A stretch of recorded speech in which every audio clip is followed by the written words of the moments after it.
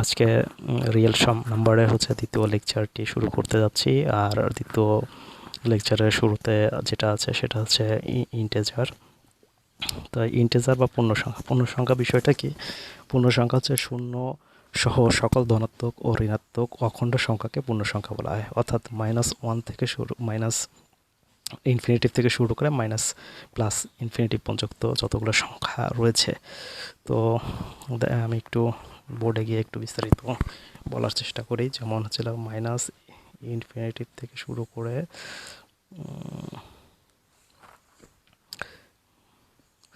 Plus infinitive পর্যন্ত যত সংখ্যা রয়েছে সেটাই হচ্ছে পূর্ণ সংখ্যা।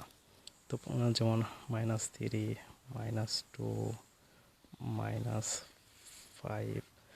এগুলো হচ্ছে ঋণাত্মক পূর্ণ সংখ্যা। আর +4, +9, +3, +2 এগুলো সবগুলো বলা হচ্ছে ধনাত্মক পূর্ণ সংখ্যা।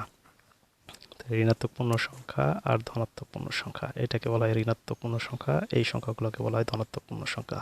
অর্থাৎ মাইনাস ইনফিনিটিভ থেকে প্লাস ইনফিনিটিভ পর্যন্ত যত পূর্ণ সংখ্যা রয়েছে সম্পূর্ণ সংখ্যাকে বলা হচ্ছে পূর্ণ সংখ্যা। এবার আসি ভগ্নাংশ। ভগ্নাংশ কাকে বলে? যে সংখ্যাকে p/q আকারে কোনো সংখ্যাকে ভাগ আকারে লেখা গেলে সেই সংখ্যাটাকে ভগ্নাংশ বলা হয়, যেখানে q is not equal to 0 এবং p is not equal to 1 হবে। অর্থাৎ q দ্বারা p নিঃশেষে বিভাজ্য হবে না। তো 1/2, 3/2, -5/3, 4/6 এগুলোকে বলা হয় ভগ্নাংশ সংখ্যা। এখন কোনো সংখ্যাকে p/q এর ক্ষেত্রে p less than equal to q অর্থাৎ p হলে সেটা প্রকৃত ভগ্নাংশ এবং p greater than q হলে সেটা অপ্রকৃত ভগ্নাংশ।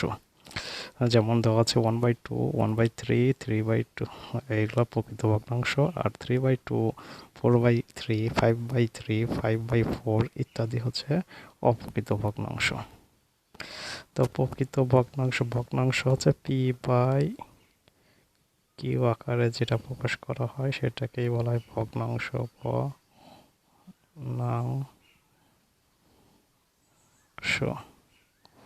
তো ভগ্নাংশটা কি করতে হবে?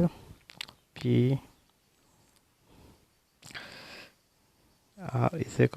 is not equal to 1 হবে আর q is not equal to 0 হতে হবে। অর্থাৎ একটা ভগ্নাংশ হতে হলে কন্ডিশন হচ্ছে p is not equal to 1 এবং q is not equal to 0, তবে সেটা ভগ্নাংশ হবে। অ্যান্ড এই ভগ্নাংশটার উপর ডিভাইডেড করে আবার কি 3 ভাগে ভাগ করা যায়। একটা হচ্ছে প্রকৃত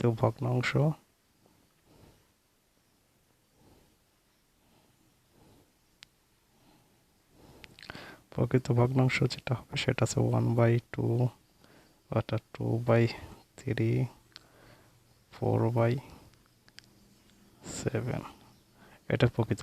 যার p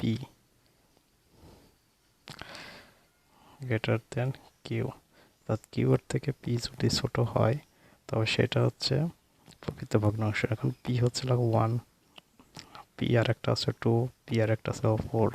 আর প্রকৃত ভগ্নাংশে p সবসময় ছোট হবে, q সবসময় বড় হবে। আর অপ্রকৃত ভগ্নাংশ হচ্ছে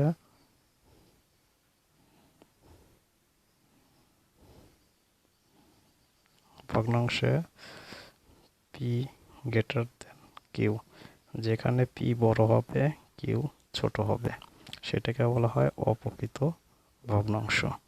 তো উদাহরণ হিসেবে দেখানো যায় 3/2, 5/3, 12/7 এগুলো হচ্ছে অপ্রকৃত ভগ্নাংশের উদাহরণ।